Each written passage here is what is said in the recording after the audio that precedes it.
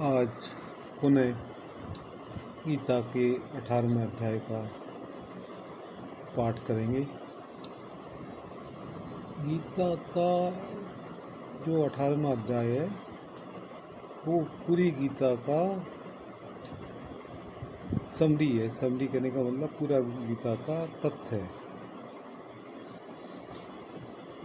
पहले के जो 17 अध्याय में जिन कर्मयोग जिन योगों की बात हुई थी, इन चीज़ों की बात हुई थी, उसमें कर्मयोग, ज्ञान योग और अष्टांग योग, उसके बाद में भक्ति योग। और भक्ति योग में अगर आप सफल होते हैं तो प्रेम की अंतिम ऊंचाई पहुंचते हैं। परमात्मा से प्रेम से बड़ी कोई ऊंचाई नहीं है।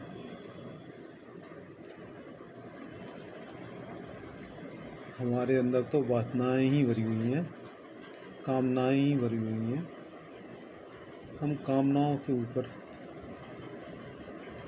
निष्काम परमात्मा से प्रभु की प्रार्थना करें।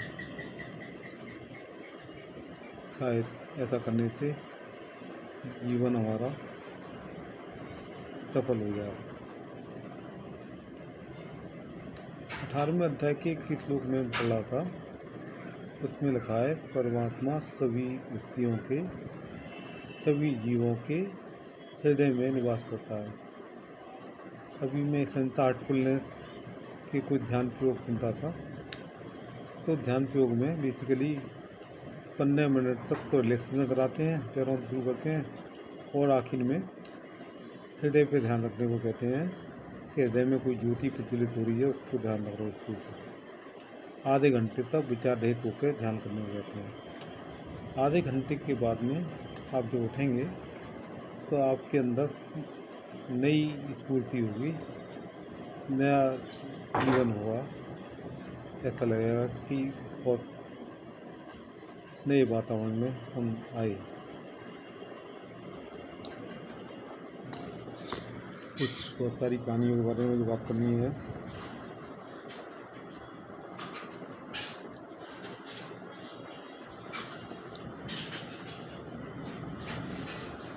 जीवन का कोई प्रयोजन नहीं मालूम होता। अंतिम समय में जब आदमी होता है तो 15 मिनट के अंदर पूरी जीवन की फिल्म सुन जाती है। मैं छोटा बच्चा था, जब बड़ा हुआ, स्कूल में जाने लगा तो मास्टर जी मारते थे।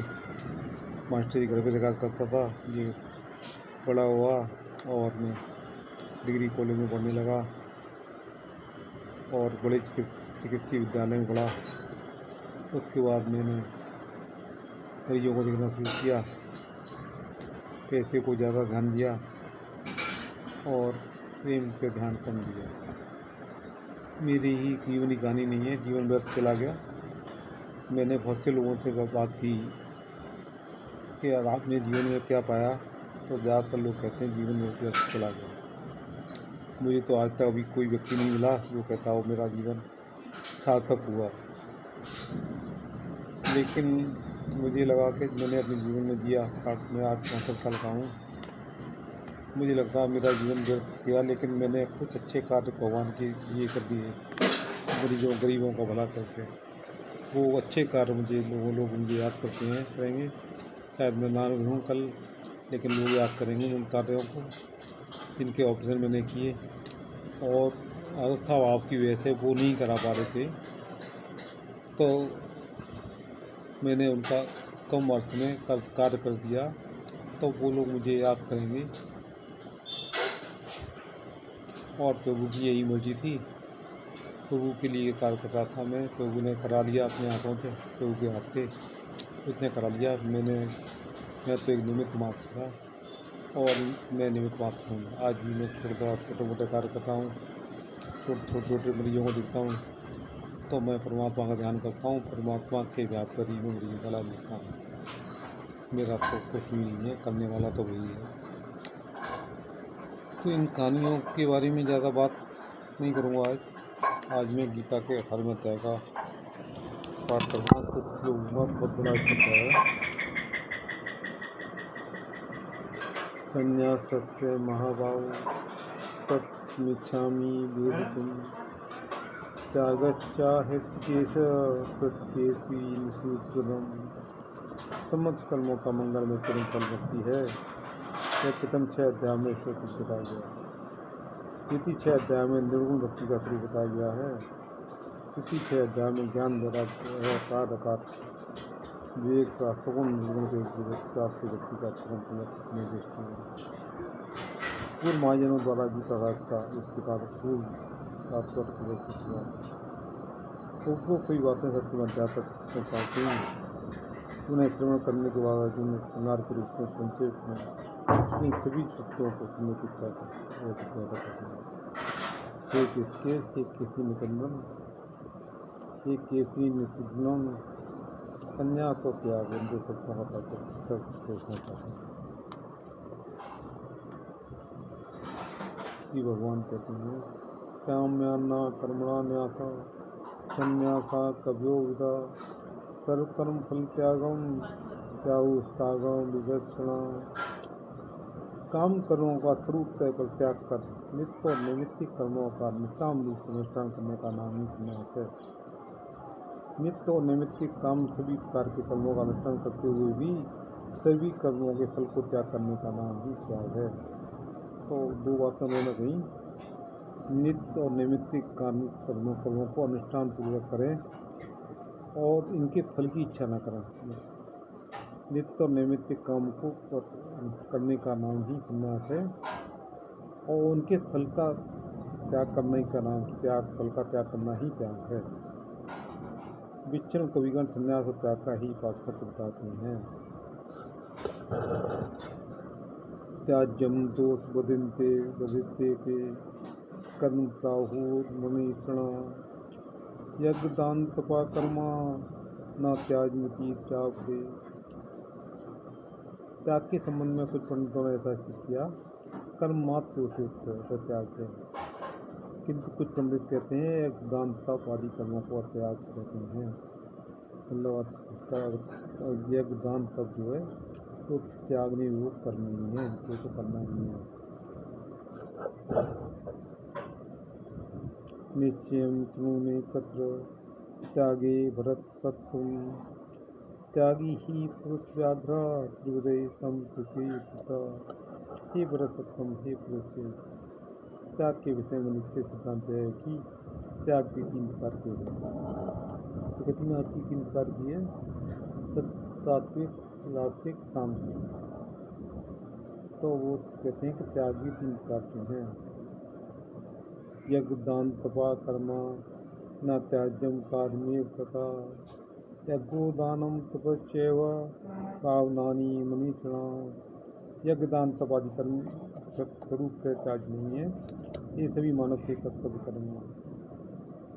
सब संस्कृति के उपाय स्वरूप ही बद्ध जीवन का अनुष्ठान करेंगे। एतान्नपि तु कर्माणि संत्यक्त्वा फलानि च कर्तव्या नीति में पार्थ निश्चितम मुक्तमम्। उत्तम सिद्धांत है कि आसक्ति और फल का परित्याग कर कर्तव्य बोध से इन कर्मों को करना चाहिए। आसक्ति और फल त्याग करना है, कर्तव्य बोध से कर्मों को त्याग करना। नियतश्चेतु संन्यासा कर्मणोपपद्यते मोहात् परित्यागस्तामसा परिकीर्तिता। नित्य कर्म का संन्यास संभव नहीं है। कर्म में जो नित्य कर्म का भी परित्याग करते हैं उनका ही त्याग करते हैं। काम की त्याग होते हैं तो नित्य कर्मों का भी त्याग करते हैं, जैसे स्नान है, भोजन है, इनका त्याग संभव नहीं है। लेकिन इनका भी कोई आदमी त्याग कर रहा है, वो तामसी त्याग कर रहा है। दुख नित्येव सत्य कर्म काय क्लेश विहाज त्यजेत साकित्वा राजसम त्यागम नैव त्याग फलम लवेत। जो नित्य को क्लेश का जानकर है पूर्वक उसका त्याग करते हैं, उनका त्याग राजस त्याग होता है, उन भी त्याग के फल को नहीं पाते हैं। कार्मित्येव कर्मा नितं क्रियते अर्जुन संगम त्यक्त्वा फलं चैव त्यागा सात्विको मता। हे अर्जुन, जो कर्तव्य से नित्य कर्म करते हैं एवं ईश्वर में आसक्ति तथा फल का परित्याग करते हैं, उनका त्याग ही सात्विक त्याग है। जो कर्तव्य से नित्य कर्म करते हैं और उनमें आसक्ति और फल का परित्याग कर देते हैं, उनका त्याग ही सात्विक कहलाता है। नाद्येष्टे कुशलम कर्म कुशले नानुष्ठ्यते त्यागी सत्समाविष्टो मेघावी छिन्न संशय। अकुशल कुजनक कर्म से विदेश नहीं करते हैं एवं कुशल कर्म में आसक्त नहीं होते हैं। इस प्रकार के सत्गुण संपन्न मेघावी व्यक्ति को कोई संशय नहीं रहता है। वो कलेश वाले कर्मों से परेशान नहीं होता, विदेश नहीं करता है और अच्छे कर्मों में आसक्त नहीं होता है। तो ऐसे सत्गुण संपन्न मेधावी व्यक्ति को कोई संशय नहीं रहता है। न ही ध्येय वृता सत्यम त्यंतु कर्मान विशेषता यस्तु कर्म फल त्यागी सा त्यागी जीयते। देहधारी जीव के लिए समस्त कर्मों का परित्याग संभव नहीं है। अतः जो समस्त कर्मों का फल का त्याग करने वाले हैं वे वास्तविकवादी हैं। अनिष्टम निष्पंच त्रिविधम कर्मणा फलम बहुत त्यागना प्रीतम न तो संन्यास न प्रकृति। जो कर्म फल का त्याग नहीं करते हैं उन्हें 3 प्रकार का फल प्राप्त होता है। अनिष्ट इष्ट और निष्ठ। सन्यासी को 3 प्रकार के फलों का भोग नहीं करना पड़ता। पंचेतानी महाभाव कारणानी निबोध में सांख्ये कृतांते प्रोक्तानी सिद्धे सर्व करुणा। हे महाभाव, कर्म को समाप्त करने वाले विधान शास्त्री ने सभी कर्मों की सिद्धि के लिए जो 5 कारण कहे गए हैं उन्हें मुझसे सुनो। अधिष्ठानम तथा कर्ता कर्णं पृथक वेदम विविधाश्च पृथक चेष्टा देवंचे वक्त। पंचमम अधिष्ठान तथा कर्ता तथा चित्त जड़ रूपी अहंकार करण तथा इंद्रिय समूह विविध चेष्टाएं एवं देव तथा जगत के कार्यों में न्याय सहायता। ये 5 कारण हैं। इन 5 कारणों का कोई कर्म निश्चित नहीं होता है। वासिक मानसिक शरीर मनोमृते कर्म तावते नरा न्यायम वा विपरीतम वा पंचेत वा। शरीर वाक्य मन द्वारा मनुष्य जो करता है वह न्याय हो अथवा अन्याय हो 5 कारणों से साबित होता है। तत्रैवं सति कर्तारमात्मानं केवलं पूया पश्यत् कृतबुद्धिवान् सा पश्यति दुर्मति। यहाँ जो व्यक्ति केवल स्वयं को कर्ता मानते हैं फिर अकृत बुद्धि वाले अतः दुर्गतमान हैं, वे यथार्थ नहीं देख पाते।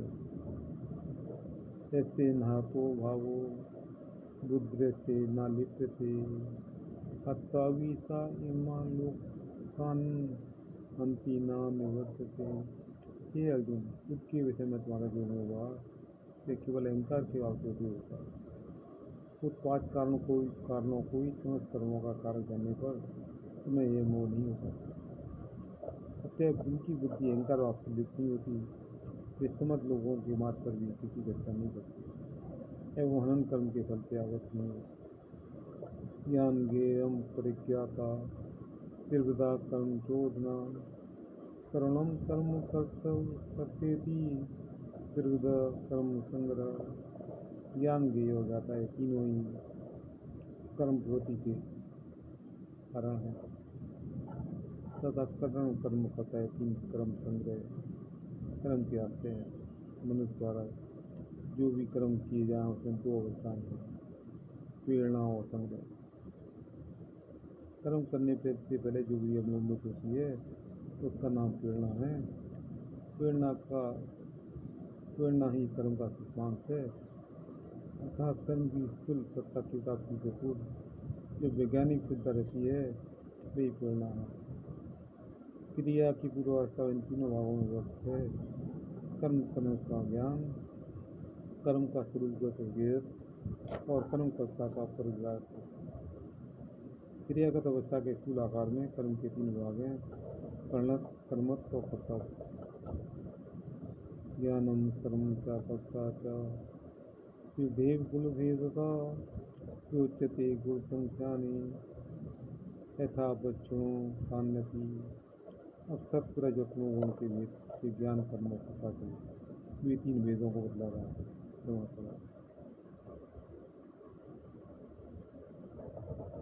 सर्वभूतेषु येनकं भावभव्यमीश्वरे अविभक्तं भक्तेषु तज्ज्ञानं विद्युत्सत्त्वम्। एक ही जीवात्मा नाना प्रकार के फलों को भोगने के लिए कर्म से मनुष्य आदि सभी जीवों में वर्तमान है। नश्वर वस्तु के मध्य अवस्थित रहने पर भी अनश्वर है। अनेक जीव परस्पर भिन्न होने पर भी चित्त जाति होने के कारण समान है। ऐसे ज्ञान को प्राप्ति ज्ञान करते हैं।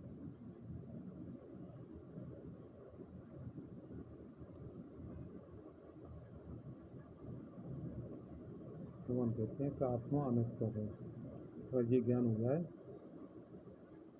तो ऐसा ज्ञान जो है सात्विक ज्ञान है।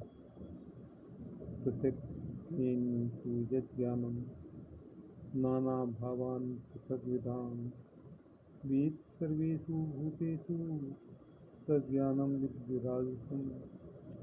शास्त्रीय ज्ञान द्वारा नाना प्रकार के अभिप्रायों का बोध होता है। इसका अर्थ है कि लोकायतन कहते हैं देही आत्मा है, जैन लोग कहते हैं आत्मा देह से भिन्न है किंतु ध्येय परमित है। बहुत लोग कहते हैं आत्मा क्षणिक विज्ञान रूप है और तार्किक लोग कहते हैं आत्मा को देते स्वयं 9 विशेष गुणों का आश्रय है तथा जल है। आत्मा संबंधी ये सब भिन्न भिन्न अभिप्राय इसके द्वारा माने जाते हैं वैराग्य ज्ञान। सर्वभूतों में अर्थात मनुष्य, पशु, पक्षी आदि योनियों में जो जीवात्मा हैं, पृथक जाति जीव हैं, इनका स्वरूप भाव पृथक है, ऐसा ज्ञान आवश्यक है। तो आज मैं किस लोग किस बात को बिना 18 घंटा पढ़ा यहीं पर आपकी बात को मैं विराम देना चाहूँगा। अब कुछ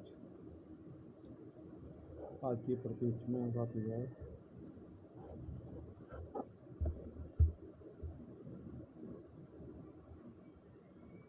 बहुत सी घटनाएँ घटित हो रही हैं अंदर में। शायद ये कलिकाल का अंतिम चरण चल रहा है। 5251 साल पहले भगवान जी के जन्म थे, जो कि कलिकाल का प्रारंभी था। आज कलिकाल का अंतिम चरण चल रहा है और ये सब घटनाएँ बहुत भयंकर घटित हो रही हैं। कहीं महामारियाँ बढ़ी जा रही है, कहीं झगड़े हो रहे हैं, लोग आर्थिक रूप से परेशान हैं, भक्ति में ध्यान कम लगा रहे हैं, भगवान की भक्ति में ध्यान कराने वाले लोग बहुत कम हैं और परमात्मा पे प्रेम करने वाले लोग भी बहुत कम हैं। भगवान ने कहा भी है कि करोड़ों में तो कोई व्यक्ति मुझे चाहता है, मुझे पाने की कोशिश करता है और उन करोड़ों पाने वालों में तो कोई व्यक्ति मुझे प्राप्त कर पाता है, मुझे पाने होता है। तो अरबों खरबों व्यक्तियों में से कोई एक व्यक्ति ऐसा होता है जो कि हर 2500 साल बाद होता है। अब गौतम बुद्ध महावीर वो 2500 साल हो गए, शायद अब कोई और ऐसा व्यक्ति आए तो संसार को मुक्ति करने की बात। गौतम बुद्ध के जीवन की घटना को करके आज की बात को समाप्त करना चाहूँगा। गौतम बुद्ध एक गाँव में रहते थे और एक स्त्री का अकेला लड़का था, वो मृत्यु को प्राप्त हो गया। वो बहुत रो रही थी तो गाँव वालों ने देखा गौतम बुद्ध गाँव में आए हुए हैं, जाए उनके जाकर मिली। वो बुद्धा गई और गौतम बुद्ध के पैरों में गिर गई। कहने लगी मेरा अकेला लड़का था, वो चला गया है, उसको आप जीवन दान दे दो। गौतम बुद्ध ने कहा जीवन दान तो मैं दे दूंगा, तू एक काम कर मेरा, तू गाँव में सरसों की एक मुट्ठी बीज ला के दे दे, लेकिन एक बात ध्यान रखना, ऐसे घर चलाना जहाँ कोई मरा नहीं है। वो पूरे गांव में घूमी, उसने कहा, गाँव वालों ने कहा, घर वालों ने कहा सरसों का एक मुट्ठी नहीं, तुम एक बोरी ले आओ, क्योंकि हमारे घर में मरा हुआ है। इस गाँव में सरसों की खेती होती थी, उन्होंने कहा एक बोरी ले आओ, लेकिन हमारे घर में मरा हुआ है, ऐसा नहीं हमारे घर में कोई मरा हुआ है। शाम तक बुद्धा सबके घरों पर घूमती हुई आ गई और गौतम बुद्ध के घरों में गई और पूछने लगी। तो गौतम बुद्ध की जीवन की बहुत सारी घटनाएं हैं और घटनाओं से प्रेरणा मिलती है। गौतम बुद्ध कहते थे कोई भी व्यक्ति चाहे तो परमात्मा को उपलब्ध हो सकता है, समाधि को प्राप्त कर सकता है। उनका एक भिक्षु का आनंद को कहने लगा, महाराज आप कहते हैं ऐसी बात कहते हो, आपके 10,000 भिक्षुओं कितने लोगों को समाधि मिल गई, कितने संबोधि को उपलब्ध हो गई। तो उसने कहा ऐसा कर, उसने जा काम में कोई ऐसा आदमी है जो समाधि लेना चाहता है। मैं गाँव में गया और हर घर में गया, उससे पूछा, किसी घर में कहा कि हमारा भैया दुकान अभी चल नहीं रही, चलाएंगे। कोई ने कहा अभी तो बच्चों की शादी करनी है, काम कराना है। हर घर में तो बहुत सारे काम याद आए और शाम तक आते आते वो आदमी ने लिस्ट बढ़ा दी कि कोई व्यक्ति प्राप्त करना नहीं चाहता। तो गौतम बुद्ध ने कहा कोई प्राप्त करना चाहेगा उसको परमात्मा मिलेगा, हम प्रयास ही नहीं करेंगे तो हमको कैसे नहीं। तो हम आज कुछ परमात्मा के लिए प्राप्त करने के प्रयास करें और छोटा सा प्रयास करें, ध्यान कीर्तन ध्यान प्रयास करें। गोविंद बोलो गोपाल राधा रमण हरि गोपाल, गोविंद बोलो गोपाल बोलो राधा रमण हरि गोविंद, गोविंद बोलो गोपाल बोलो राधा रमण हरि गोपाल। हरे कृष्णा कृष्ण कृष्ण हरे हरे, हरे राम हरे राम, हरे हरे, हरे कृष्णा कृष्ण कृष्ण हरे हरे। भगवान ने भी कहा है रामदेव मानस में, कलयुग केवल नाम हमारा, कलयुग में तो भगवान का नाम ही ले लें तो भी हम संसार के माया जाल से दूर हो जाएंगे और सागर को पार कर जाएंगे। इतना आसान है कलयुग में परमात्मा प्राप्त करना, तो कौन नाम प्राप्ति की प्रयास करेंगे। आज इस छोटे से प्रयास से परमात्मा की प्राप्ति की प्रयास से आज की बात को विराम दूंगा। कल फिर कुछ बातों पर चर्चा करेंगे और आपके प्रश्नों का उत्तर भी देना भी